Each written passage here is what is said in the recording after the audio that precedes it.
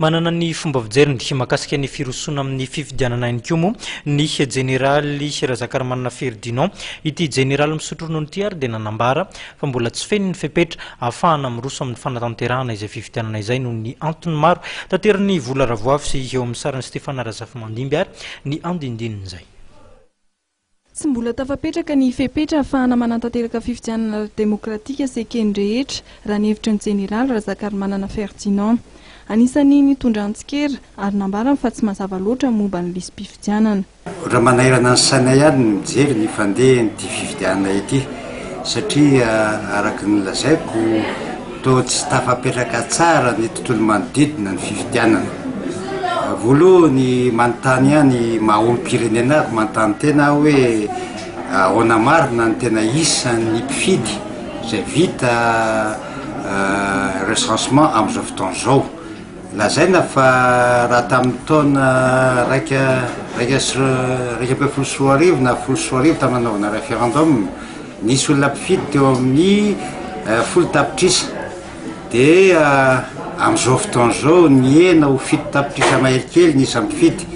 Lazaina fa doublon dolidoly ireo 3 tapitrisa ambiny kanefa dia ny ekena ihany ny référendum zany tamin'ireo doublon 3 tapitrisa ireo izay natao tamin'izay fotoana izay. Raha ny fijerin'ny jeneraly Razakarimanana Ferdinand dia tsy mitovy lenta ny candidat ary tsy voahaja ny lalàna amin'ny feno fifidianana. Raha ny 24 septambra ny daty voatondra izy koa avy amin'ny fampielezan-kevitra dia efa nisy ny nakatombo-dalàna meloa.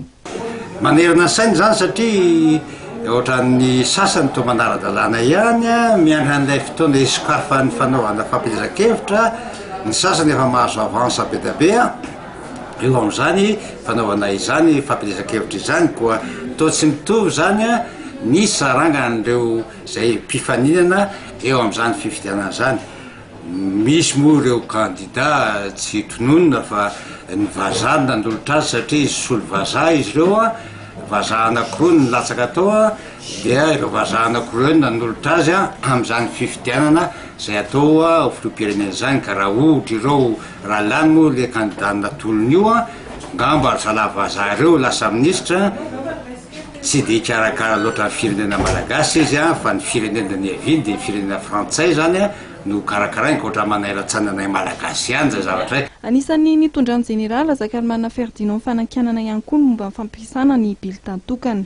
Za mieritreritra fa tena sarotra be mihitsy ary mety tsy hety mihitsy ny fampiasana ny bulletin unique io. Me ohatra fotsiny ako aminao amin'ny fanisam-bato ohatra. Ao anatin'ny bulletin unique iny le mpanonona ny résultat iny dia azony tononona izay anarana tonononao kanefa tsy maintsy vérifié va ny délégué ny candidat tsara iaby. Raha 12 secondes resaky ny délégué no mijery le bulletin zany telo amin'ny telopolo izy ireo zarana efatra 4 minitra zany zay no mijery azy. Raha ohatra ka mpifidy 100 fotsiny zany dia 4 minitra ampitomboina 100 zany dia 400 minitra zany efa amin'ny adiny 10 eo ny bureau de vote zay farafahakeliny 100 mifidy. Ho an'ny jeneraly dia ilaina ny fifampitinian'ny malagasy mialohan'ny hirosoana amin'ny fifidianana.